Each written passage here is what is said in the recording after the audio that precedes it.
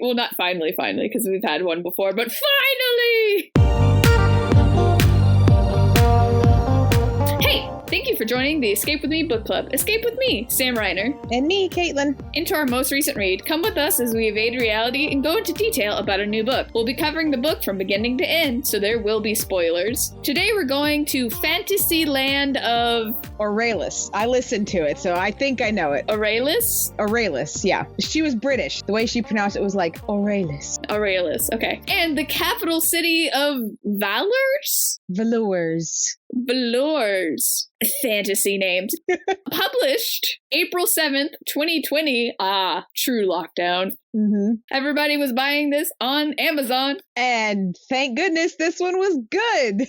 Oh, goodness, yes. So This Is Love is the 9th installment of the Disney Twisted Tales series. So we're 2 for 9. Woo! This time, tackling Cinderella. With the return of Elizabeth Lim, will the magic work again, or will it disappoint like so many before? We've given spoilers. Screw those questions. Yep, spoilers. It's great. It was so good. It's wonderful. I'm so happy she's back. I'm so happy it's Cinderella. It's great. I know. Background, Cinderella's my girl now. As the kid, I saw Cinderella and it was kind of meh. It's kind of boring. You don't appreciate the art style and the music as much as a kid. You're just like, okay, that was kind of a boring story. But as an adult, more and more, I like Cinderella. I don't know. I haven't watched it as an adult. As a side note, there's another series that we've done, Lunar Chronicles, and it's the Grimm fairy tales, but sci-fi. And so Cinderella in that series is called Cinder. And I've read 5 books for that series. So I was so hard to actually type out Cinderella instead of just Cinder. I mean, it would have worked too, because they really lean into that in this one, that Cinder is not a negative connotation. Yeah, because in the original it was like, haha, we're making fun of you. Yeah. But in this one, it's like, no, my dad named me that, and it makes me feel close to him. It was like, oh, yeah, that's cute. I know. I'm genuinely excited to talk about this one. I have enjoyed it start to finish. But yeah, no, watch it as an adult. Just the animation is so gorgeous. My issue with Cinderella is that she overshadows Snow White, and Snow White was so pivotal for so many reasons. Is your girl, and you're coming for Cinderella. She is my girl. Snow White is my girl, and her movie was so important for so many reasons, not only just in animation and in Hollywood. And then Cinderella steps in 20 years later. Yeah, they renamed the OG Prince Charming Prince Ferdinand so that her Cinderella's man can be Prince Charming. And I'm like, absolutely not. My man's the OG Prince Charming. But if I separate myself from that, I will give it to you. It does have the paintings in it. So This Is Love is a fantastic song. I almost wanted it played at my wedding, a beautiful instrumental version of it. I do get it. There's the Cut song, another song that they were going to do originally, Dancing on a Cloud. That was originally going to be the song, which is also amazing. I would prefer that one in a wedding more because it's more of a waltz versus So This Is Love is more melodic. And anyway, the point is, he's good. I did have a Mandela effect though. I thought he had brown hair. Yeah, no, it's black, isn't it? It's black. Yeah, it's always been black. It's as black can be. Where did my mind get that? All the Disney princes have black hair. No, they all have brown hair. Snow White's is brown. Prince Philip is brown. I mean, like Prince Eric had black hair. I guess Aladdin had black hair. I thought Snow White's man had black hair. Did I have them backwards? Prince Philip is very much a brunette. Oh, yeah. Yeah. I must have had them backwards. Yeah, had to, because OG Prince Charming, who they renamed Ferdinand, was brown hair. Snow White had the black hair. Yeah, but Aladdin, who becomes a prince, Aladdin, Eric, this Prince Charming, who I think he gets a name in the 3rd movie. After watching this, I do kind of want to go back and watch, especially the sequels, because I know they do the redemption arc for the stepsisters in the sequels. Oh, yeah. So Cinderella's who you get Anastasia and the baker, and it's so cute. I know. And so I really want to watch those because I feel like it would be a little redeeming, which they kind of give you a little bit at the end of this book. So we'll get there. But this is a YA again, but it's Elizabeth Lim, so the content warning is not nearly that long.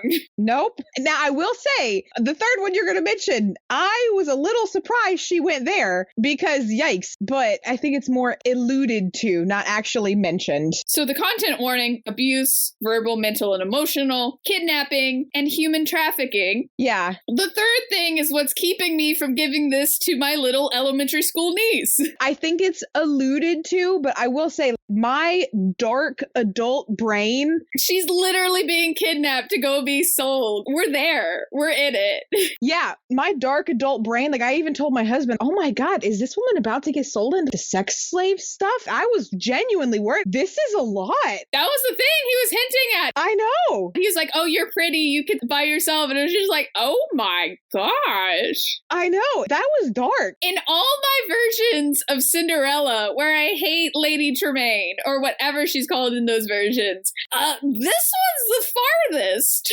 Yeah, because that's a lot. And she fully knew what was going on. And in Lunar Chronicles, she literally sells Cinder for a medical experiment. So this one's worse. Yeah, definitely worse. It was tough. It was a lot. And it was brief. It was a brief mention. And so, yes, the content warning is shorter, but that's pretty heavy. That's pretty dark. That's what's keeping this as a YA to me. Yeah. You need to have the emotional capacity to understand that. Yeah. Judge a book by its cover. I love this color palette. It is gorgeous. The purple and the blue and the yellow. Oh, it's so Cinderella. It's so dreamy and royal, but still being peaceful. And it's just gorgeous. I love it. But again, a little dark. I love that it's got the crack in the slipper. Like it's got the dungeon. Oh yeah, I noticed that halfway through the book and I was like, is that a dungeon?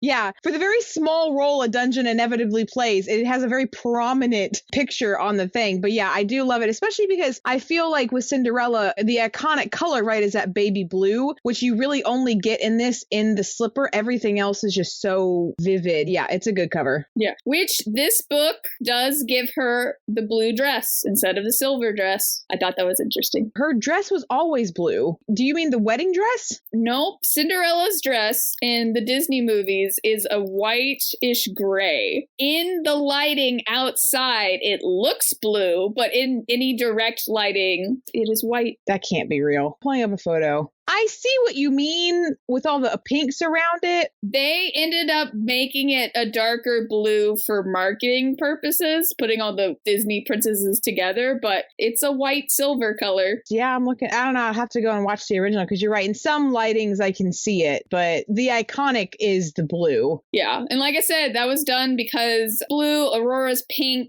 Yeah. And so they stand out from each other. Fair. But yeah, there are so many rants about the marketing in this dress. So I was very interested. Either way, it's always been a gorgeous dress. Yes. So I thought it was interesting because since she works with Disney, and I'm not terribly surprised that Disney's like, no, she's blue. In all our marketing, she's blue. She's gotta be blue. Ignore the original movie. She's blue. Yeah, that's fair. Even in some like the originals, pretty silver. Yeah, you know, you're right. When you don't look at advertising, right? Because if you look at the photos of the advertisements or stuff that was colorized later, it's super strong blue, but the actual clips that people post from the film, it's pretty silver. So, fun fact. Thought that was interesting because they can't even decide what blue they want her to be, because in the older marketing it's a light blue, yeah, and then it's like a deep blue, and then in the newer stuff it's like a teal almost, yeah, that very shimmery, like cerulean. So it's just gorgeous. And yeah, so I saw this and I thought it was interesting. I got a little confused by the question because I thought the question was, oh, what if she never had the glass slippers ever? Nope. And so I thought with her still wearing the rags and her hair is messed up from in the beginning of the movie when she's at the stepmom's. Yeah. So I thought she never got the glass slipper. But what it means, because I'm not going to say it lied, like Aladdin kind of lied, but it means what if Cinderella never tried on the glass slipper when the Duke came around to try to find the maiden after the ball? Yeah. What if she never was found as the glass slipper mysterious person? Yeah. So it's definitely bending your perception like most of the other ones are. I don't think think it's a flat out lie, though. No, because the question's already kind of long compared to some of the other questions. And so I can't blame him for being like, how do we explain this? Yeah. Because like I said, the question I had was so much longer. So yeah, so what if she never tried on the glass slipper? Yeah. Is the hint here. Not slippers, slipper. Yeah, the single one. So that's our question here. And it starts off, because you never know when it's going to start off. Yeah, you really don't. In these books. Before, after, later, who knows? But this one starts at the ball. Her getting to the ball. Yep. Again, we're picking up on the, you know the story. We don't need no daggum prologue. You know the story up until this point. And I've always wondered why no one follows them into the gardens. And later on, they make it clear, oh, only the royal family is allowed in the gardens. So if anyone tried to follow them, I guess they would have stopped them. Well, and I don't know if you caught it. Several people of the royal household mentioned that they thought she looked familiar. Like there was a line where the Duke said he thought she looked familiar. So I do think people got a glance of her. Oh, yeah. No, I'm just curious when, because everyone was swarming the prince and then he and her just walk outside. It was like, what is preventing anyone from following them? Yeah, that's fair. At this moment. But in the book, it's because only the royal family can go into the gardens. Ah, yes, that's fair. And they kind of had to have the prologue because it sets it up. And she talks about her family and talks about his family and get to know each other. You learn that her mom had a special bouquet that her dad made for her. And by heart. It is so swoon worthy. And this is what I liked about this is it gave us so much context, right? Because my number one issue with Cinderella, and similar to Snow White, is that pretty girl falls in love with pretty boy after dance. There's no emotional connection, no nothing that we get to see. And so I appreciate in this, we get to see them have a conversation, connect heart to heart, actually have some physical chemistry and that kind of stuff. Love it. Yeah, because they kind of montage it in the movie with So This Is Love. Yeah, which I mean, I get it. It's a film and it was a very early film, so you didn't have the amount of time. But again, the issue with the Cinderella story in general is just that, oh, it's just they're pretty and they're attractive and she's so mysterious and blah, blah, blah. Like, no, you need substance as well. Yeah, I always give it to them. I don't know. They're cute. They're cute. But yeah, that's definitely something the live action Cinderella, one of the few live actions that I'll go to bat for is the live action Cinderella. Oh, same. Once again, with a blue dress. But they have those moments outside of the ball where they kind of get to know each other and stuff, and it's really good. It always enhances it, honestly. It does. It humanizes them and gives them context. Yeah. So the Duke Ferdinand. Yep. I'm glad they changed Snow White's prince to the other name because then we'd have two Ferdinands. Duke Ferdinand. Oh, by the way, I get to just celebrate for a little bit because we officially have a King George. Oh, yeah. Freaking King Georg. So this has two connections. So the Duke has the prince's name, but also we have a King George, and I feel vindicated on so many levels. And I do think his actual name is King George in the film. Yeah. So I just feel great and happy, and it's wonderful. But anyway, the whole scene happens with she hums the waltz from the dance, and stepmother realizes it's her and locks her in the room. But the difference this time is screw the mice. They don't do crap. Yeah, they can't help at all. No mice help, and she leaves, and her dog becomes the star of the show. Yeah. Much more important. They hint at the animal friendship, but the realities that mice cannot so address, and mice cannot hoist a key up the stairs. Yeah, so that's the difference here, is the mice don't give her the key, so she's stuck up there. Yeah. And then you get Ferdinand's viewpoint, and it mentions kicking out magical creatures, and you're like, oh. Yeah. Okay. Very brief. Again, she's doing a good job of like setting up our stuff, which I'm sure we'll get to at some point. Is this connected to Aurora's story? I literally was going through this like, this is what I wanted. I know. Sorry, not from Aurora, for Beauty and the Beast. There used to be magical people here, but now they're gone. That's what I wanted from this. I didn't want you to tell me what happened and then have Belle wonder what happened. I wanted to just wonder what happened. Fair. No, but is this in the same world that Briar Rose / Aurora's is in? Because they even mention a Prince Philip getting blessings at their birth. Yes, and getting blessings and cursings. So I'm like, is this a little bit fast forwarded from the Aurora Once Upon a Dream? Is this canon? Or backwards. I have no idea which way it would go. Yeah, exactly. Or backwards. I don't know. But they mentioned that, and I thought they were doing, nod to Maleficent. But no, later later on, you learned that the queen was blessed with great things. Yeah, basically, that's what it felt like. At her christening. So it's like, oh, okay. We're redoing all the other books. So yeah, Cinderella breaks the other slipper so the sisters can't claim, oh, but look, I have this shoe, but it wouldn't fit anyway.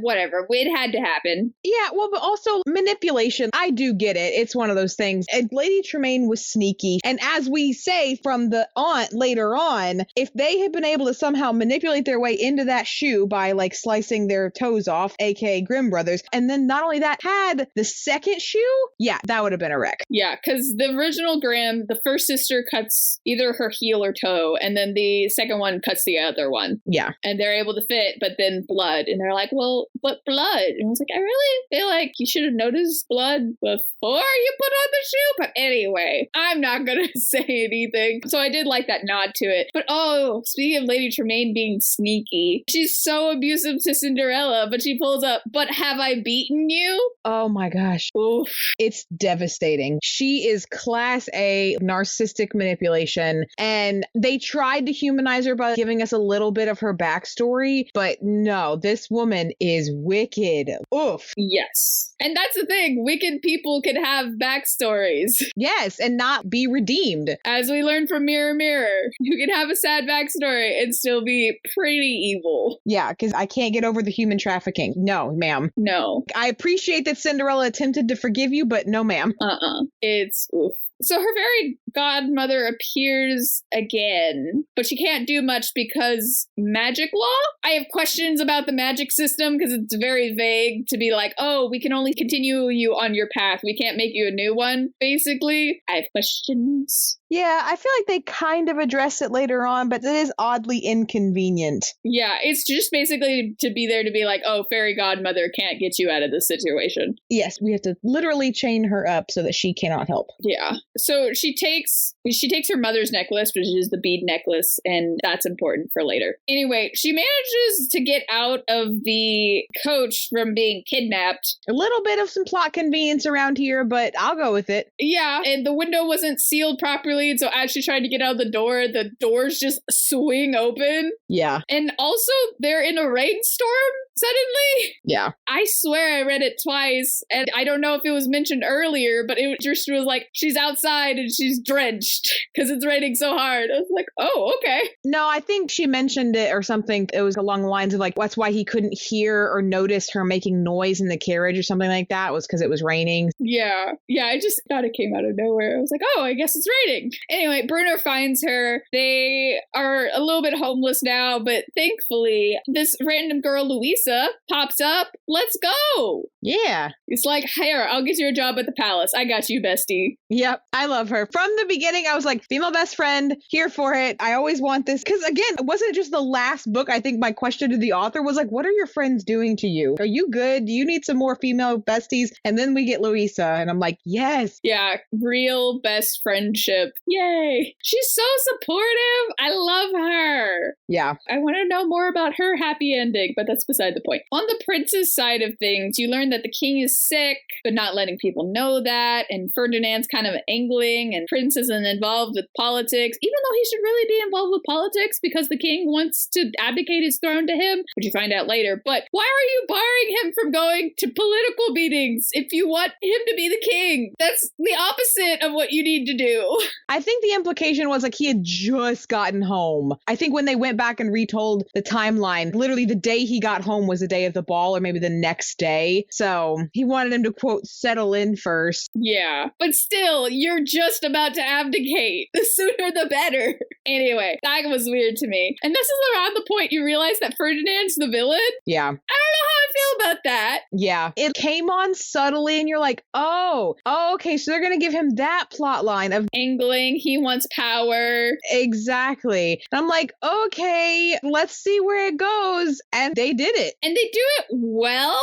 He's slimy. But I don't know. It's kind of like with the Duke of Wesselton. Did him a little dirty because of the movies. He's so great. I love him in the movies. He's so happy to find Cinderella. Yeah. Anyway, so I was a little bummed. Yeah. But she does it well enough that I'm like, I didn't like his character that much. It's okay if he's the villain. Yeah. It felt like the very realistic, the guy angling for power and trying to do anything he can to make sure he comes out on top at the expense of other people. And you're like, oh, don't be that guy. And then, of course, this entire story, as I'm sure we'll talk about at some point, it is a flagship for don't have a monarchy. And this is why monarchies are bad. Have a democracy. Spread the wealth. Yeah. Oy vey. It was really easy to not like him because he's all like, we have to keep up the proper monarchy. Everything will descend into chaos. And you're like, my man, no, stop it. Yeah, Ferdinand is definitely the proponent for the old ways. Oh, tradition. If we don't do things as we've always done them, chaos will ensue and everything will be terrible. You know, when an old person sees something new and hates it because it's new, that kind of vibe. Yeah, not in my day, which is hilarious. It's coming from the relatively younger Duke and not from the king. Okay. Yeah, the king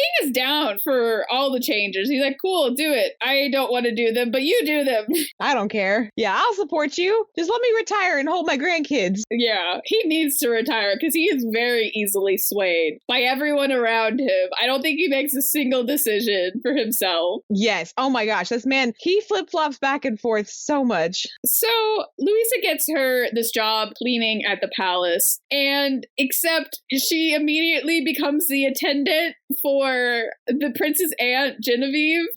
I love Genevieve. I like her a lot. Genevieve, favorite character. I texted this to you and you appropriately didn't respond, but if you haven't seen Bridgerton, Aunt Genevieve is Lady Danbury and I love it so much. I just love her, and she's a little conniving and she's in the scenes in the background and she just wants people to be happy, and I love Genevieve. She's pretty great. Once again, girl power. Let's go. Girl power done appropriately. Yeah, you don't have to oversell it or highlight it super much. But this book is fun because of the women. Fairy Godmother, Genevieve, Louisa, Cinderella. They got this. I love it. So Genevieve's known for being kind of terrible to servants, and Cinderella doesn't do great to begin with because this is her literal first day at the palace. She has had no training whatsoever. Yeah. But she wins her over by being honest and genuine, so that's nice. Well, and then like we find out later, Genevieve 100% on the mark realized that Cinderella was going to be spying on her for Ferdinand, and so she's just like, yeah, let's do it. Let's play this game. I'll give into that. Yeah. She had a good vibe about her. But yeah, because Ferdinand's the one who picked her, and he's like, hey, you go with Genevieve. And then the Duke's like, hey, you should tell me everything she does. Cinderella's like, everything she does? He's like, yeah, everything she does. Do it. Cinderella's like, this is weird. I don't know if I want to do this. And so I wondered if she was going to be a double agent, but they never coordinate that. No. She feels weird about it at some point because they have a couple of meetings, and she's like, I don't want to do this anymore. And he's like, well, sex for you and also for your best friend and her aunt and your friend's dad, all of them working in the castle. Yeah, it would suck if they all got fired.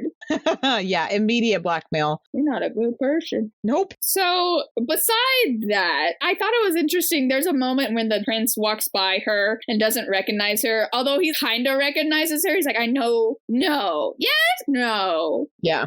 No. It's so cool because it's the whole, if you're not looking for something, your brain won't see it. So he wasn't expecting to see his princess, although he doesn't immediately think it's a princess, but everyone calls her the princess. He doesn't expect to see a princess and a maid, so he doesn't see it. He talks himself out of it. Context matters. Yes, well, and I appreciate that we get his context, right? Because I think one thing that they do very realistically with both of them is show how, with a lack of context, your brain can manipulate you so hard. All she sees is that he doesn't recognize her. And so she's like, oh, well, I totally must have blown this up in my head. Of course he doesn't love me, blah, blah, blah. And then she falls back on the emotional gaslighting that she's known her whole life, right? And we see him, and then later on when she leaves again, he's able to naturally come to the conclusion of maybe she doesn't actually love me. Maybe there's something wrong with me, you know? So it really is the context and the inter-dialogue of these characters is so important. So I am glad in this one that we get multiple perspectives because I do think it pays off. Yeah. The importance of communication, really. That's what the ad for this book is. Why we need to communicate. Yes, let's just communicate, fam. You can tell, though, that Genevieve, even though she's really harsh on Cinderella, really likes her. She adopts her dog because she's been hiding the dog in her room, and then he gets found out because he was chasing chickens. Saw that coming. Yep. So Genevieve adopts a dog so he doesn't get thrown out, and she gives Cinderella permission to go to the library and check out books, pretending it's Genevieve doing it. And so she gives you little moments like that. Yeah, on the down low, she's chill. We like Genevieve. Yeah, she's not as bad as people make her out to be. / she acts to be. Absolutely not. I think it's a little put on. And Genevieve gives charity. She wants to spend time with intellectuals, no matter their station. There's some really good portions of Genevieve. Also, she tells Cinderella that the king is planning to abdicate his throne, like retire. Yeah. She says that, and then she's like, oh, get my sleeping draught. It's the same one that George takes every night. And immediately I was like, okay, he's getting poisoned. Yeah, I had suspected that already with the sickness and everything. I'm like, oh no, this man's totally getting poisoned. Yeah, and so I was like, okay, is the doctor in league with Ferdinand? Because the doctor keeps saying, oh, he's fine, he's fine, he's fine, he's fine. And then he's clearly not fine. Yeah. Either this doctor's a little incompetent or he's in league with somebody to just say he's fine, but he's not fine. I think at the end we find out he's just incompetent because I think Ferdinand says he was working with somebody else on the poison, so. Yeah, a chemist who was making it. I thought he was being poisoned at this point, and he kind of is, like a little bit of poison. But then Ferdinand starts doing more poison later where it looks like the king's going to straight up die. Yeah, because right, the implication was he used to take evening tea with the king to talk. And so that's where I was like, oh, he's been slowly poisoning the king so that he can lay out this plan to take over. But he's been poisoning them with their tea. And so the king has been looking better because he hasn't been taking tea with Ferdinand. But I don't know. I think we were thinking about it way harder than she was. We were farther ahead. Because yes, but not yet. We had a little Agatha Christie in us. He's being poisoned! Exactly. He died. He was poisoned. Poison everywhere. Oh my gosh. But yes, but not yet. So Genevieve decides yes, then no, then yes, then no, to have a second ball for her to show up again. And this was what she was like, oh, I better keep him from having this idea. Then he's like, oh, but would it be so bad? And then she's like, I should tell him to do this. So he thinks that he should do this. So he does it. So anyway, we have a second ball. Well, it was very much, I loved when they showed those little bits of these are a true brother and sister dynamic. And that is a true brother-sister dynamic where he's the king. So my entire life, I have gotten very good at making sure the things I want to happen, he thinks are his ideas, so I can actually make them happen. It was such a good, oh, that's cute. That's a sibling dynamic for sure. And there's a moment where Genevieve and Charles go about the city and whatever, and they have some time alone, and Genevieve stresses to him, hey, don't just be in love with a girl that can fit a shoe. And he's a little confused by that. Yes. Because Genevieve's being more metaphorical is like, you need to fall in love with the person wearing the shoe and not just the fact that they can fit a shoe. You know, you need to love the person and not the idea of the person. But she also goes back and forth about whether or not he should get with this mystery girl. She's like, oh, I don't want to. And then when she thinks it's Cinderella, she's like,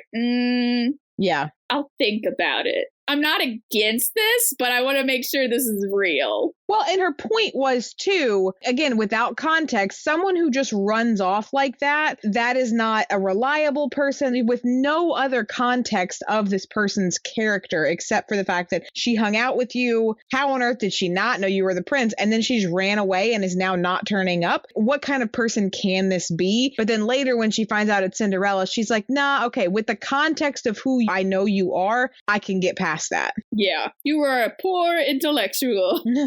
And I like those. So that's going on in the background. There's bits by bit that Cinderella learns. Like she learns from the royal librarian that all of the things about magic have been destroyed or burned or something has happened to them. And Cinderella's starting to notice things like, oh, some of the portraits in the portrait gallery clearly are there to cover something that else was there and all this stuff. She noticed one portrait later on that has the spine of the book mentions something about magic. But other than that, all the others have just been destroyed. It's just a big secret. And he learns that Arthur, who is Genevieve's late husband, and Genevieve are conspiring to bring magic back.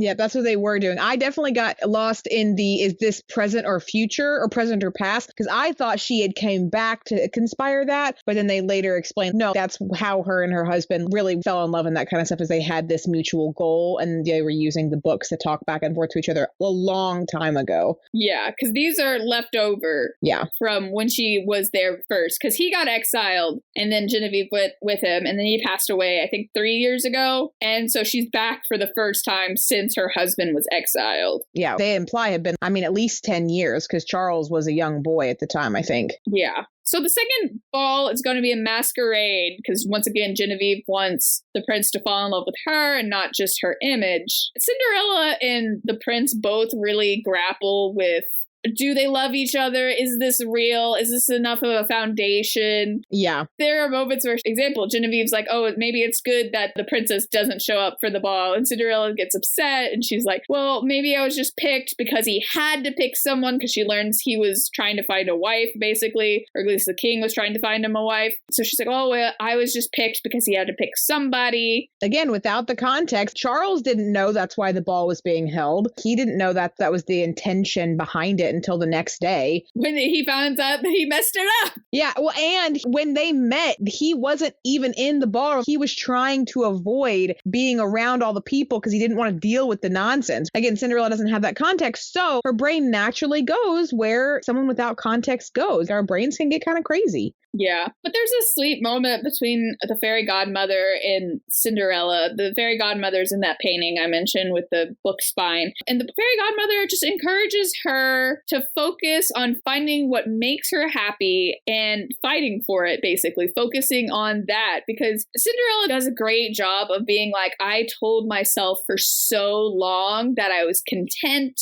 that I was happy with the situation, that I found the most good out of a bad situation. And she's just like, I was not happy. I am not happy currently. I don't even know what makes me happy. That was so real. Yeah, which I feel like that was a good nod to the remake, the first live action Cinderella, of the have courage and be kind kind of thing. Yes. You can make happiness in horrible situations. Absolutely. But she acknowledged, no, I was pretending. I was trying to make myself feel better because the emotional burden of realizing what a horrible situation I was in was just too much to bear. She was gaslighting herself. And so now she's like, absolutely not. And she goes back and forth on it a couple of times, but she lands on absolutely not. Yeah. And this is something I've thought about a lot, because there's a line. There's definitely, you need to find happiness in any situation you're in. But I definitely think there's this line when you go too far into escapisms, because that's what she did. She fell into daydreams over and over again. If you use it to escape the moment, it's like you're stuck in the moment. You're like, I can't do anything. Escapism makes sense. But if you continuously keep going on that cycle, you're gonna stay stuck.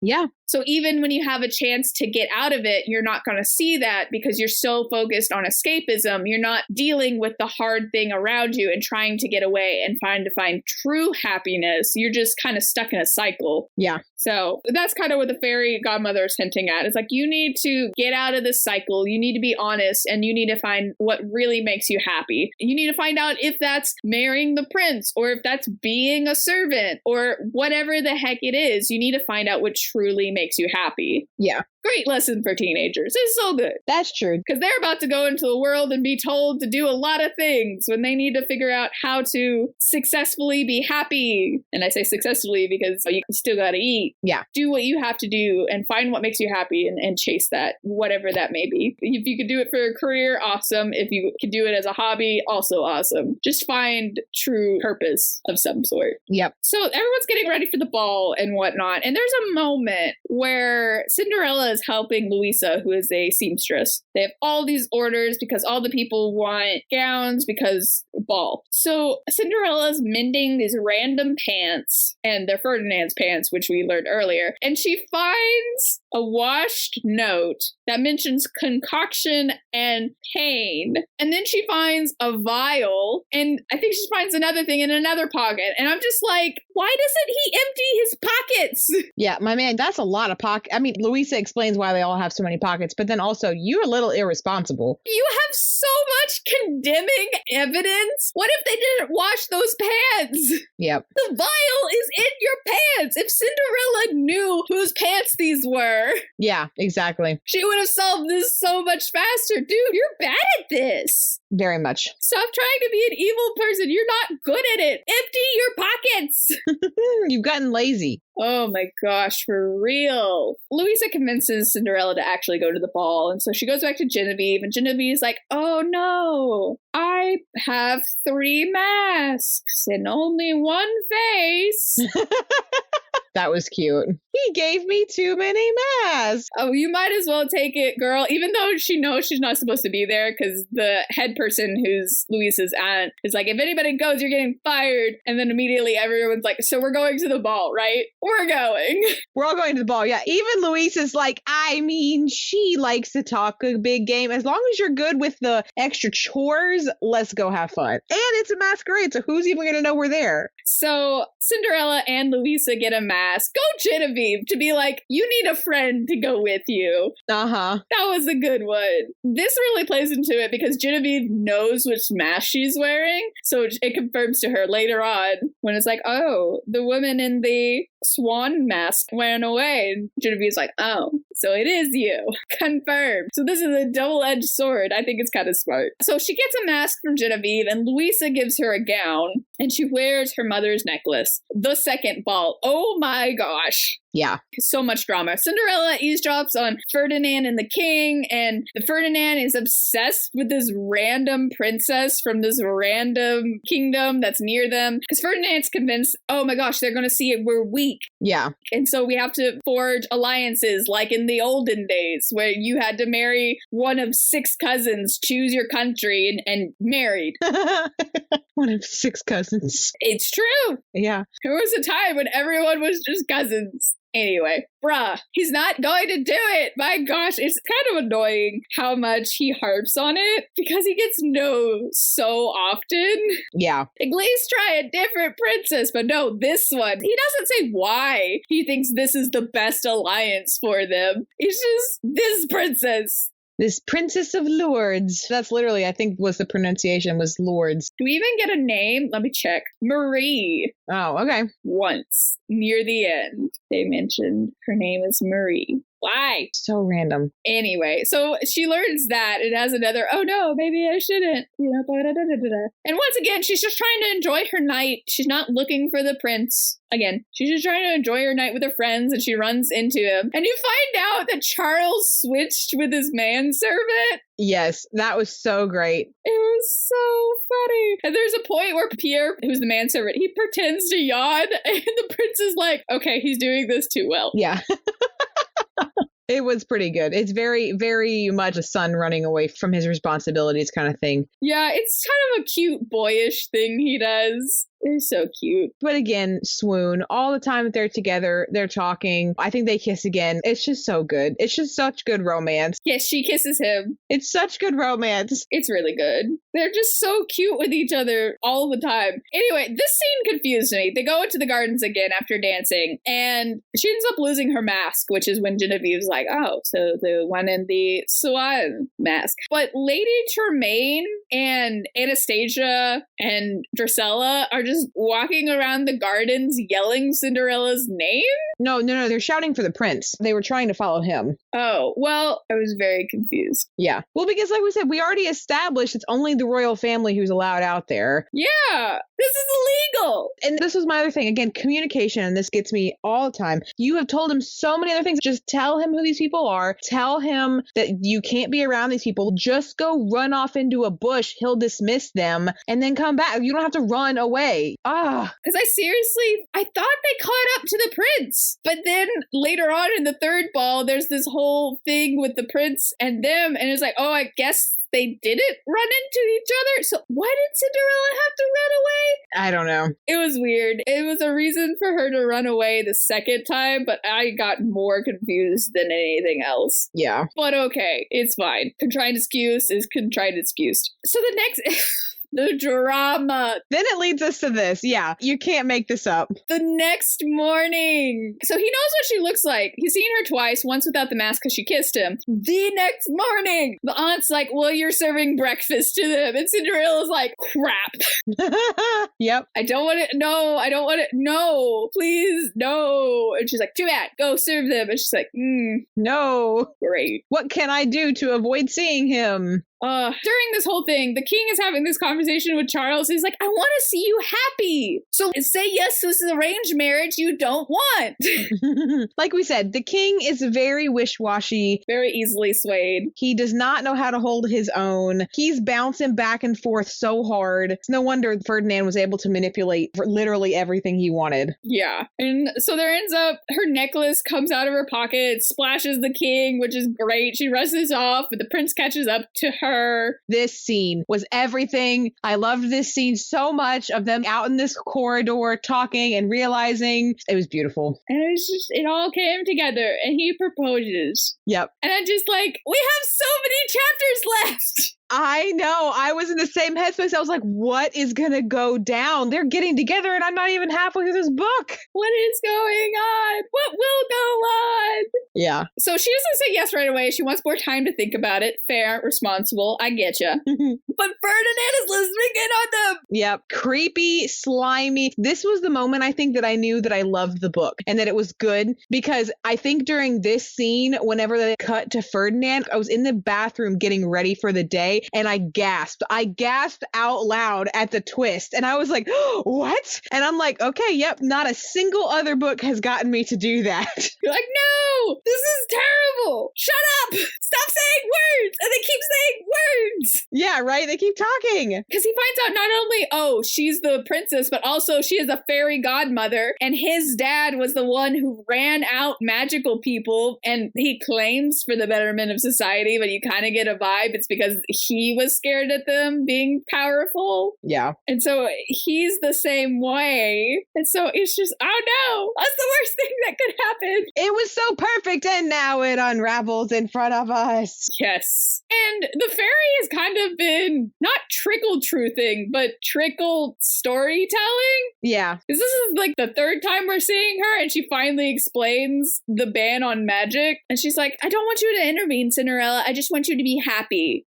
Girl, do you know this girl? That's not gonna happen. Well, and she tells the story of Cinderella's mom, and it's just heartbreaking. I mean, it literally broke my heart. I was like, this is so sad, because the fairy godmother was the fairy godmother to Cinderella's mom, who got sick and died. And she's like, and that's why I realize now why humans hate the way our magic works, that we can only help your fate, not change your fate, because that means your mom was fated to die. Yeah. And I'm like, oh, yikers. That's a lot. Both of their moms died because Carl's mom died from illness and magic couldn't do anything. So they twisted it like, oh, clearly it's because she helped sick when they were sick. And so she caught sickness. Yeah. And they were like, well, at birth, she was blessed to be selfless. So they basically killed her. Yeah. And so that's how they managed to get magic out of the country. And you find out that she left for a while during all of this because she was her mom's fairy godmother. And then when she came back, she was already dead. Yeah. Oh, or she was beyond repair. I don't know. It was just, oh, it was dark and it was painful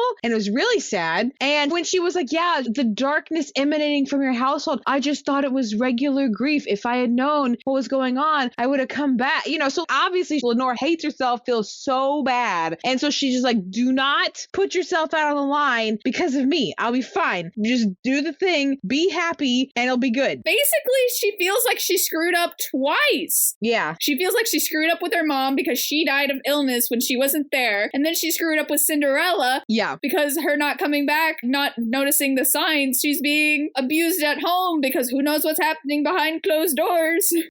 Yeah, it was a lot. Like we said, it gets dark. But yeah, again, it's just so real. I don't know. It is. And that's kind of what I like about Elizabeth Lim. Since we have read Mulan, I've read one of her duologies, and she's just so good at these family dynamics where it's so real. Yeah. And it hurts all the more because of it. She's just got such a good understanding of the pressure points, and she is good. Yeah, she is. Oh, hurts my heart. So she's already convincing Charles to change things. He's like, oh, anyone in the castle can go in the garden. Cinderella's like, oh, why can't everybody go in? Yeah. So he's like, let me think about it. And they have more time where they talk together and they see swans and they agree to travel together once they're married because she's never seen the world, much past her house. They go to a ballet together. Yeah, that was so cute. Now listen, I was really worried. In both of Charles's outings, I was like, this man is going to be dressed like a commoner and he's going to get attacked and he's going to feel so bad. Like my brain was going way darker than what I know is appropriate for YA, but especially on this one, they're going out together at night. And I'm like, oh no, they're going to get attacked, fam. And it's going to be really bad. But that's not the direction she went with it. No. So then she agrees to marry him and whatnot. And I kind of liked the moment where he's like, I don't like going to ballets, but I like going to ballets with you. Yeah. Because that's so real to me. My husband likes the ballet and my ADHD cannot. But I have taken him to the ballet several times and it makes him happy. And he saw her being happy. It's so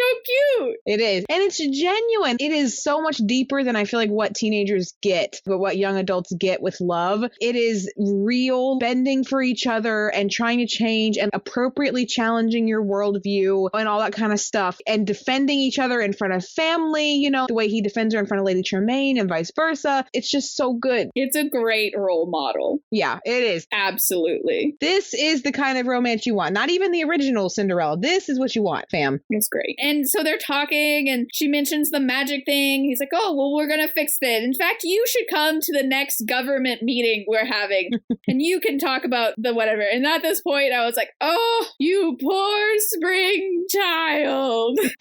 These people that are obsessed with power and basically hate the commoner. Yeah. We're not going to listen to her. No, he gets there. They get there. The government itself gets there. So they keep pulling you need to marry her or get engaged to this random princess today. And then it doesn't happen. Like at breakfast, the king was like, later today, we are talking about you marrying this other princess. Yeah. Then you flash forward, the king's asleep. Ferdinand wakes him up. He's like, what happened to talking to him? Oh, you are going to marry her tomorrow. Doesn't marry her tomorrow. Yeah. He's very much like, let's just get this over with, fam. I'm too tired. But yeah, so Ferdinand's like, but she's a servant. The king's like, cool. Sounds great. And by the way, I don't care. You wrote it. You wrote it. Law. I love it. Contract law. Okay, and let me know if you had this thought, because I had this thought constantly throughout the book. She is not a servant. She is not a nobody. She came from a wealthy household. Lady Tremaine is called Lady Tremaine. Ergo, Cinderella, via adoption or whatever the nonsense is, you may have dressed her in rags. Like it's very much a Snow White thing. You may have dressed her in rags, but she comes from a good household. She comes from a quote unquote eligible household, right? So this whole, but she's a servant. No, she's not. If any of you guys would even double check her freaking genealogy, she's not. She's actually an eligible person. See, that's why I wonder if he was happy in the movie, but she's disowned. Lady Tremaine is not gonna claim her of her house. She is a servant. No, I know, but like I said, if you look beyond it, her father was a noble merchant and that kind of stuff. So she had the right to be there. Yeah, she had. Disownment was a much bigger deal in the olden days, and this is an example of it. Maybe in the first ball she was fine, but by the second one she was definitely a servant. Yeah, I guess.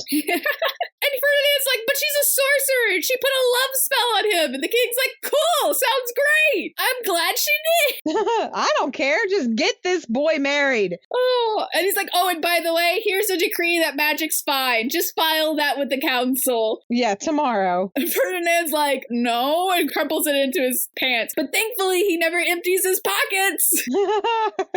This man, his plot was foiled by himself just because he doesn't clean out his pockets. Too many pockets. Yep. Can't relate to that. Let this be a lesson to you. But yeah, he just straight up poisons the king at this point. I don't know if he was doing little before and then like a lot, but I was just like, I wonder if Cinderella, just for some weird reason, like I worked in the gardens with my mom, so I know about foxglove or wolfsbane, you know? I did would think that too. And I mean, they give her a little bit of not the backstory for it, but I mean, she does figure it out. Yes. So anyway, there's going to be a third ball to celebrate their engagement. I see you, author. I see you. What do you mean? What was that comment about? There are so many versions of the stories, whereas there's 3 balls. Oh. I don't think the Grimm version, but we could talk about how weird it is that so many cultures by themselves have a Cinderella story. So weird. And obviously the Grimm fairy tales, they didn't write them. They wrote them down and their name was Grimm. And so that's why they are Grimm fairy tales. Yeah. But there are so many cultures that have a Cinderella story. And a lot of them have 3 balls. Oh, I didn't know that. Yeah. So I was just like, I see you. Okay. I see what you did here. There's 3 balls. Interesting. Also, we're going to mention a bunch of other stuff like cutting off heels and things. I was like, okay, I see you. You've done some research here.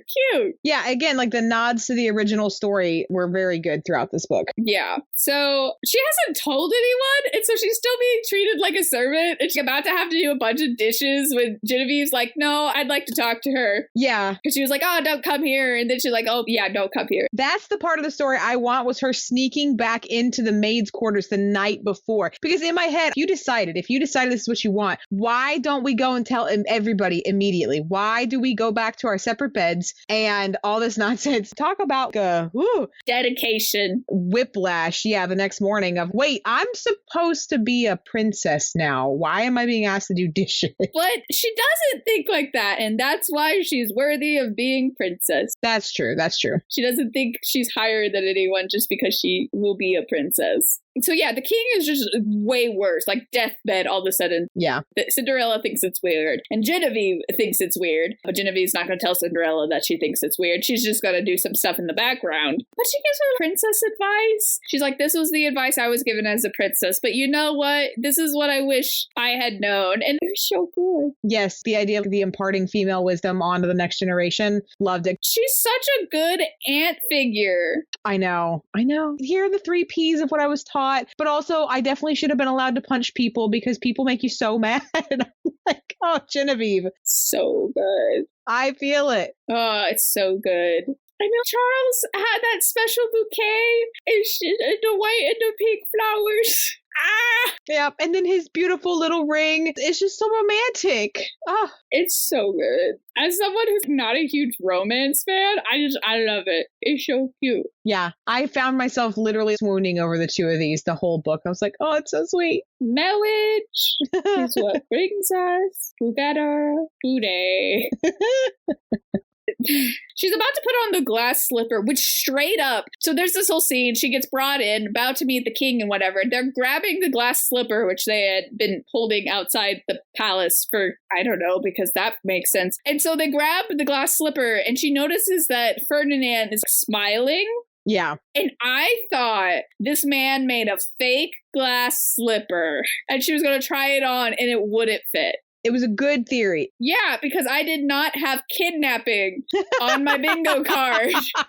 Fair. Well, and they did put so much focus on the glass slipper throughout it. Because I thought it was going to be a moment where it's like, oh, she doesn't fit the slipper. He's like, no, I know this person. It's about more than the slipper. Not what happened. He gets them into a side room and is like, oh, Charles, your dad wants to talk to you. And then he just straight up kidnaps Cinderella and throws her in a dungeon. Yep. Somewhere? It's not in the palace. Where is this dungeon? No, because she can look out the window and see the palace. Yeah. What?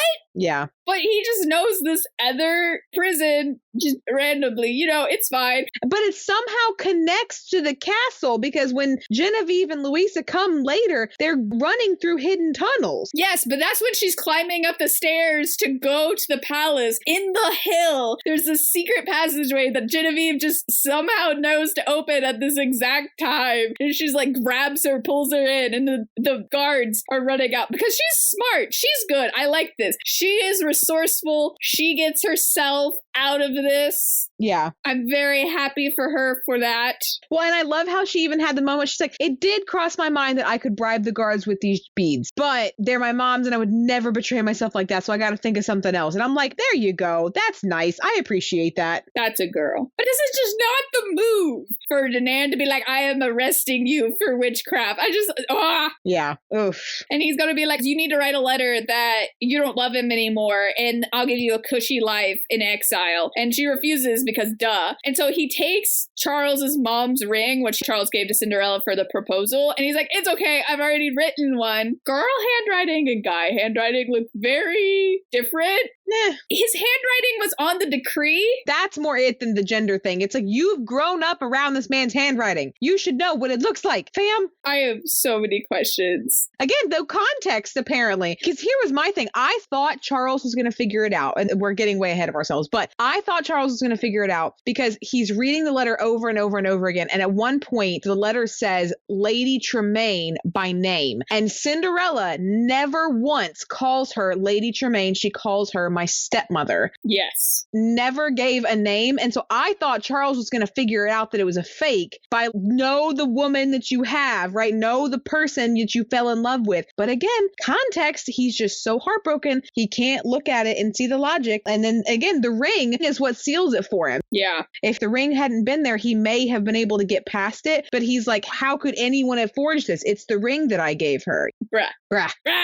So yeah, and once again, you're getting married to this person. And so Charles is like, no. And he decides to investigate a little bit. He doesn't find out by the letter, but he talks to Louisa, is like, hey, did Cinderella show back up? Do you know where she went? And she's like, I have not seen her, but look for Bruno.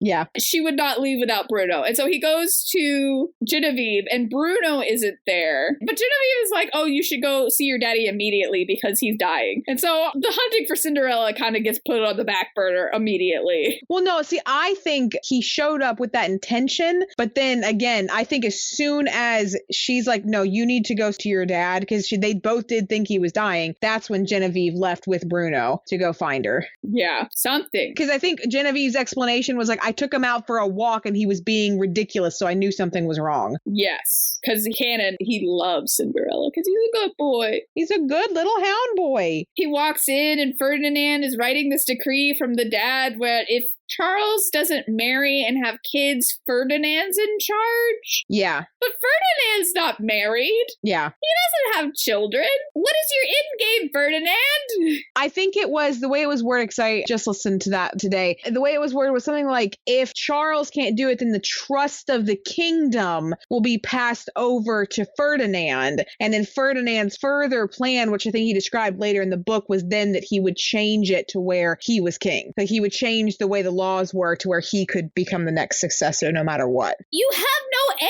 heir. Yeah. And you're not young, canonically. You're not young. It's gonna go back to Charles. Yeah. Anyway, his bad planning, frankly, aside, he's not good at this. No, most of the villains aren't, because you can't have villains that think too hard. Because then people like Cinderella can't get over it or can't move past their puzzles. Oh my goodness. It's just, he's not great at this. But he's like, oh, but you should definitely marry that random princess. Anyway, you're king now. Oh. Bye. What? But you just, what? Yeah. So the Grand Duke shows up with Cinderella and is just blaming her for the king's death. Bruh. Yeah. Because he's like, oh, he was so upset because you ran away again that he just fell ill. Bruh. You know. I'm glad she didn't give in to her history of gaslighting, though. She knew. She was able to keep her wits about you and not blame herself, because that's what she's used to doing. I'm very proud, but it's just the audacity. This is the point, though, when Cinderella realizes that, oh my gosh, you're poisoning the king. Yep. And then he admits to it. And he's like, no, it's fine. I'm totally going to cure the king when I get my new title. Yeah. Oh, and by the way, I hope your fairy godmother helps you so I can try her too. Bye. Yeah, that little sting at the end. And he's like, oh, by the way, we're watching you because we know your fairy godmother is going to show up. And when she does, I'm going to destroy her. And you're like, my man, who hurt you? Why are you like this? His dad. Apparently, yeah, that's fair. The way his dad was described, yikes. But I'm over here like, hun, the fairy godmother hasn't been helpful this entire book. I'm sorry to burst your bubble. She ain't showing up, fam. She ain't showing up. It's fine. But it was a moment where she's like, oh crap, I need to beat Ferdinand to the council because he's going to spew a bunch of lies about me otherwise. And I got to do it myself. No fairy godmother. It's like, good, be resourceful. You got this. And so she had some bread from breakfast and there's mice. So, you know, Cinderella and mice were going to work together. Yep. She just basically throws mice into this dude's face. Yeah, it was pretty good. Probably would only work once, but... And all she needed was once, because then she's booking it up all of these stairs, which makes sense, because I feel like every time you see the castle, it's on this hill. Yeah. So she's running up these stairs. But thankfully, like we said earlier, Genevieve and Louisa and Bruno are in this secret tunnel. Mm-hmm. Ladies helping ladies out. But I was just like, so you weren't going to help her get out of there? You were just waiting? The Duchess had a lot of faith that she was going to get out by herself. That's fair. Oh my goodness. So they decide, and this is when Lady Genevieve is like, hey, this is your chance. If you just want to live a normal life and not deal with all this nonsense, this is your chance. Yeah, she's like, don't you see now? This is horrible. And she's like, no, I know what I'm getting myself into. I need to do this. And I was like, yeah, because if she left, she doesn't really have much of the choice. No. Like, there's this illusion of choice there, but considering how many things are tipping the scales toward being a princess, yeah, it's not really a choice. But anyway, I guess it's good for her to make it mentally. But anyway, she gets back to the palace, and so they stop the engagement ceremony. This poor princess of lords. She sends Louisa and the Duchess to stop the engagement ceremony, and Cinderella's like, I have to find proof of Ferdinand's treachery. And I was just like, I feel like that's backward. Yeah, but she did need it. But she does it, so it works out. She almost gets kidnapped again. That's what got me. She gets in there because she realizes, oh, the piece of paper was from the Duke's pants. And so, oh my gosh. Okay, before we get to what made me scream, Bruno sniffs a piece of paper and then brings her over to a trunk where the other paper... Yeah. That's not how dogs work. Yeah, one of a few individual times where we have a little bit of a hard time suspending our reality a little bit, suspending disbelief to get there. Literally not how dogs work. You give them something with the scent and then they're off to find the scent. You're in his room. Yeah. Everything smells like him. Yeah. This would not work. But we're going to go with the trope. So it's fine. So she opens the trunk, finds all this evidence, and she gets caught doing it. And while she's running away from getting caught, she runs straight into the Duke, who, shouldn't he be at the meeting? Yeah. The timeline's a little weird. But oh well, that made me scream because I was like, oh no, it's you! But she manages to get away thanks to her dog and herself, frankly, and runs into the Duchess. And then the prince joins the chat. Yeah. And they're all like, Ferdinand, you're a terrible person. And the Duchess points out, oh, but the decree you had wasn't signed properly because the king wrote the Duchess's childhood nickname at the bottom and not his name. Bruh, are you kidding me right now? Okay, so the king was in on it the whole time. The king knew the whole time. Well, I know. I loved that reveal. Yeah. The king was like, I trust him, but okay, we'll do this little test of yours. And so he did it the opposite. And he's like, wow, I'm really sad that I trusted you. But Ferdinand, are you kidding me? Yeah. Doesn't have the right signature. Oh my gosh. But a little part of me was wondering if what's the saying that Mickey Mouse gets more write-in votes than any legitimate candidate. So a little part of me was going to be like, he wrote Mickey Mouse or something like that. But obviously that would have been a little too meta. So yeah, and the Duchess knew about the poisoning. Genevieve's going to be a great advisor. She just needs to be the new advisor. She's great at this. Yep, she's going to be fantastic. Ferdinand gets thrown in jail because he's an idiot, frankly. And Yeah, he's just dumb. But thankfully, Bruno rips his pants where the antidote is hiding so the king can get better. Bruh. No, you specifically give that antidote under, because that goes from being in jail your whole life to getting executed for treason, for murdering the king.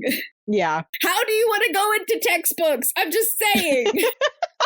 Also, to the surprise of only the king, the Duke doesn't clean out his pockets, so they also find the crumbled up decree. And he's just like, wow, I really can't trust you, man. I've never been able to trust you. It's this whole thing. And it's just like, if he had cleaned out his pockets. Yep. If he had done one thing, do your own laundry, man. Change your clothes, fam. That was a day ago. But the thing is, he's learned at this point that this dude is trying to kill him. And then he finds out about the decree, and that's what you're upset about? Yeah. He's like, I'm shocked you didn't do this thing that you very obviously wouldn't do. You are being murdered actively.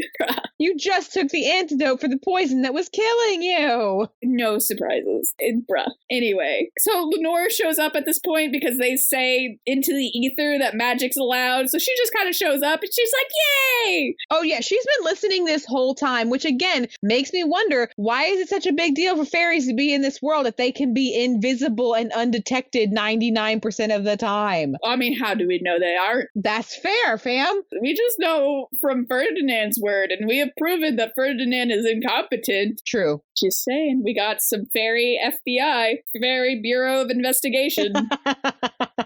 Give me that spinoff. And then she restores the glass slippers, and then the pink and white roses are everywhere. Ah! Yes, beautiful. So Cinderella and Charles get married a week later. Cinderella invites the family, quote unquote, but only the stepsisters show up, and they end up getting a decent relationship over the years. Yep. Okay, I wouldn't trust it personally, because I'm 100%, if you weren't a princess, they would not give a crap. No, but it's their redemption, and just like we said in Cinderella 2, they get better. They realize what their mom was doing. Only because the mom started doing it to them. That's true. Anyway, I'm skeptical, but I'm glad Lady Tremaine has the decency to say, oh, we completely skipped it. In the third ball. The reason they ain't showing up during the third ball. Oh, that's right. Lady Tremaine is like, banished. She's a thief. She was in our household. We cast her out for being a thief and a liar. Look, she stole this necklace from my daughter. And Cinderella's like, this is my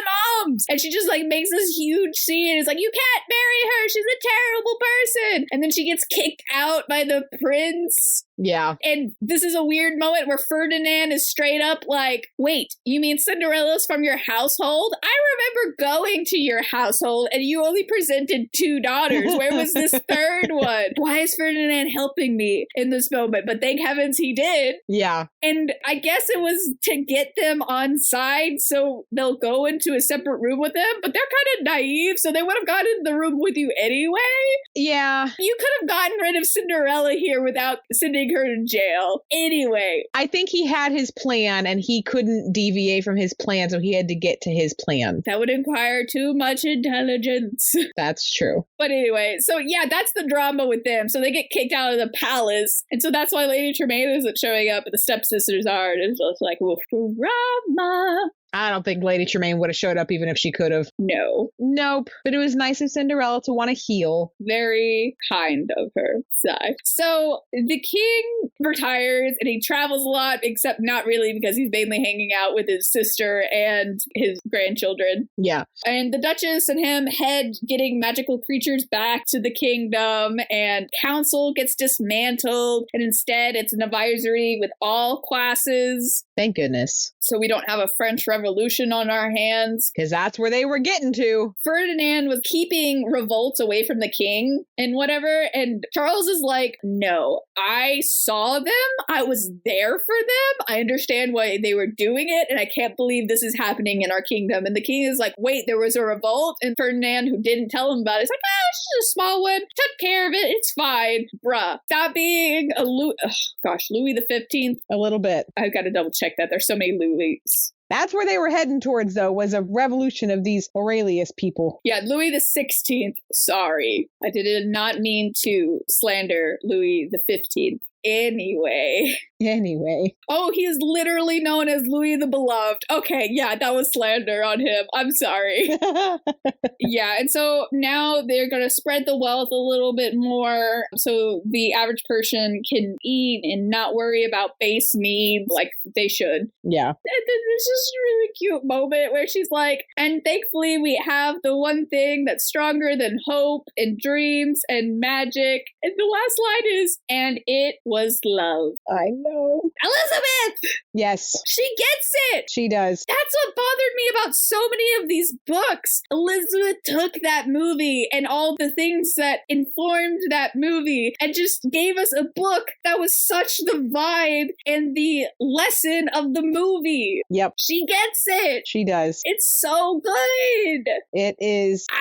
Yeah, it is fantastic. I enjoyed it. So good. So thankful. Thank you. We're going to have to wait until Pinocchio. Oh, no. To see you again. I'm so curious how she gets picks for books. It's just the randomest books, I swear, at this point. But general thoughts. I'm really happy that the way they do it. Okay, so Cinderella's a little bit not like other girls to the prince because you're not like anyone else and I want to marry you. But it's not in a not like other girls way that bashes other women. Yes. Because that's the problem I have. Take Cinderella with Camilla Cabela in it. It's like, oh, other women want to get married, but I'm not like other girls because I want to run a business. Okay, first of all, you can do both of those things. But second of all, she's being not like other girls to bash on other women. Yeah. Not to actually empower women. Because it's like, oh, it's okay to dream if you want to own a business, but if you want to get married, screw you. Yeah. And so it doesn't do that. And it's, you're different in that you're my person. You're the right person for me. That's what you would hope when you get married. Yeah. You would have found your person. And that's what it is. It is so good. You make me feel safe. Yeah. Because Louise is awesome and Genevieve's awesome. And even the aunt's awesome. And the fairy godmother does her best. I'll give her that. Yeah. With the restrictions she has. It's just so good. And I wish this is how Beauty and the Beast was done. Just give us Belle's version of this. Let us learn the path as we go. And then we fix it. But the way it was done, you told us all the things. And then the second part of the book is her finding out exactly what we already know. Yep. And it's kind of lame. So I like that this one had mystery and intrigue. And even when we knew things, like we knew about those pants being Ferdinand's, because he's like, oh, there's a hole in my pants. I better have it mended. And then all of a sudden she's mending pants. It's not bad. Yeah, and it's not on your nose. It's not Cinderella stupid for not knowing it. Yes. If she could have figured it out, that would have been awesome. She didn't, and that's kind of fair, honestly. Yeah. Well, and she does figure it out eventually with the right context. So she's very observant. Yeah. And I love Charles. Have you seen Cinderella 3?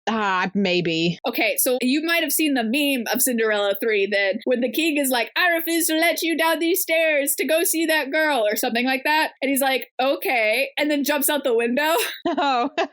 This is that prince. Yeah. Charles would jump out a window to come find this girl. I love it. Yeah, except I love how every single time she leaves the ball, he's like, why didn't I go myself? Why did I let myself get talked into Ferdinand going instead of me? That was so dumb. I'm going to try. And then he gets stopped. Every time he's like, I was just too emotionally distraught to go after her. So I let someone else do it and no one found her. Well, I mean, in his defense, the third time, his dad was literally dying. That's fair. But goodness, I think it's funny you said that he would jump out of a window to find his girl, except he had at least 2 opportunities and he really struggled with it. True. But I think he would. Yeah. He's good. She gets it. It's great. I really found myself enjoying it, wanting to read more of it, wondering what the next thing was going to be, but also not being disappointed when my guesses were wrong. Because like we said, we had several theories along the way that didn't quite pan out, but I liked the direction that it went in anyway. Yeah, it was so good. And I read it super fast because I just enjoyed it. And see, for me, ironically, it was the other way around. I was able to take my time and enjoy it with this one. I didn't listen to it super sped up. I started it and I was like, oh, like this is genuinely good. I found myself wanting to turn it on and listen to it different points in the day, which I haven't been into a book like that in a while. So I was appreciative of it. It's so good.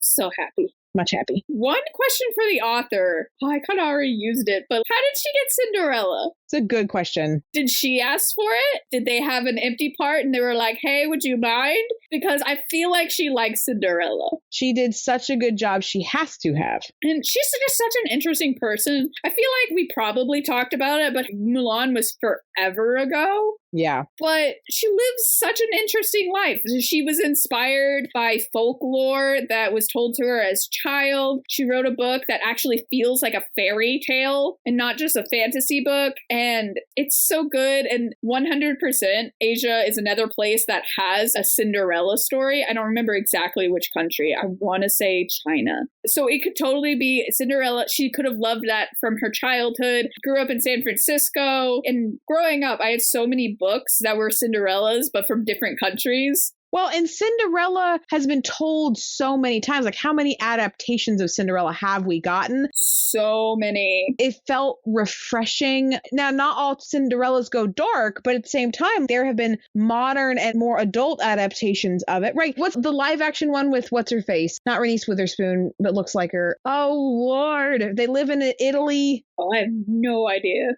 Hang on, I'm about to look it up. Oh, Ella Enchanted is a technically... Oh, yeah, no, that is. Oh, so good. It's not the one I'm talking about, but it is very good. Ah, here it is. Ever After, a Cinderella Story. That's what it is. Drew Barrymore. There, I couldn't figure it out. That one's very adult, and it gets a little dark, and so I feel like we have examples of Cinderella going a little darker, but this feels refreshing. It gives me the same vibes the movie gives me, which is what I want. That's fair. But a little bit older. But it's so good, and so I'm wondering if she just loves Cinderella. Because if she doesn't, she's so impressive, even more impressive as a writer, because she's so cool. Yeah. She's a professional film and video game composer. She just composes music, and she said she comes up with her best book ideas when writing near a piano. This girl is cool. Yeah. How do I meet her? She's so cool. Yeah, she definitely feels like one of the more rounded out authors, and it shows in her writing. Because, not to bash on Liz a little bit, but all she's really known for is that Chloe book and nothing else since then, and that's been for a while. And Elizabeth Lim's out here in her prime writing a bunch of stuff. She writes so much. She writes so quickly. How? I don't know. I'm just fascinated. And they're all good quality. That's what gets me. Yeah, it's not like the rest of these books early on where we're like, why are y'all churning them out at such a pace? Let the editor have it. Make some revisions. Are you sure you really want to publish this book in its final context? Yeah. But no, she still is writing quickly, but it's still quality work. So good. Elizabeth Lim's keeping it up, and I'm just fascinated by this woman. Yeah, she's doing a good job. So I hope Pinocchio's good. I hated Pinocchio growing up, but I'll pull it together for this one. Yeah. What if the blue fairy wasn't supposed to help Pinocchio? I have no idea what that means. Oh boy. We'll see. So what's your question? Since we've gone off this tangent. Yeah. Please write me a sequel. Can you write me a sequel of this reality? I want more. I want to know about their kids. I want what Cinderella 2 movie was, but for this. Please. Please and thank you. I just want her to write more Twisted Tales. Rate it, and I'll just skip to my... Like, this one has been my favorite. Hands down so far. I like it more than Mulan. That's how I know, because I want more of it. Maybe I felt like Mulan was wrapped up in a bow pretty well, but this one, especially with the epilogue, I'm like, no, give me more, please. I want to see them be a family and rule a kingdom and have the stepsisters reintegrate into their life. Like, just give me this, please. I would like it. I would enjoy it. Thank you. Very curious. Rating. Finding your one true love out of 10. I'm very happy. It's very cute. And for those of you who think that's too vague of a really great thing, finding the perfect fitting shoe out of 10, because we all know we've had that feeling at some point. This shoe is perfect. That's how this book felt. Oh my gosh. Clothing that's tailored for you. High quality. It's a very, very great read again. Yes, I am sad. Absolutely. Because once again, I borrowed this from the library, but I want to own it. Eventually, I will own it, just like Milan. Eventually, it will be on my shelf. I'm very sad that the only Twisted Tales I own is the Sleeping Beauty one, and that's just because I thought that was number one, and so I bought it, and then I realized Aladdin was number one. Yes, I have all of these on audiobook now, so I have it. If if you need to borrow it. I just want to buy it because I'm going to read it again. It's very good. Yeah. And I will say, I sometimes talk about this. I think this was the first time I've ever heard this audiobook narrator. I don't think it was the same one that did Straight On Till Morning, but both of them were British or like English accents. But I really loved this narrator. I thought she did a fantastic job. So my favorite of the series so far, I need to go back and read Mulan and then read this book. And then I can have ideas because it's been so long since we've read Mulan. So I'm going to just say it's a coin flip. It might be one of those things where it's whichever one I've read recently with like Legend of Zelda games. People will be like, what's your favorite Legend of Zelda game? Whichever one I played last. Fair. Except for Spirit Tracks, but that's a different story. So that's kind of how I feel about this. I have a feeling it's just whichever one I've read the most recently is going to be my favorite. Maybe. For me, I feel like we said, the suspension of disbelief, if we're talking about escapism, is so much easier for this one than Mulan. Like, I remember us distinctly talking about in the Mulan episode how wild the scene was where she's climbing the mountain of knives and how it doesn't make any sense. So comparing it to that and what I remember of that to like just how I felt reading this one and how I feel after now that I've read it, I'm like, yeah, this one has to be my favorite. We support this amazing author.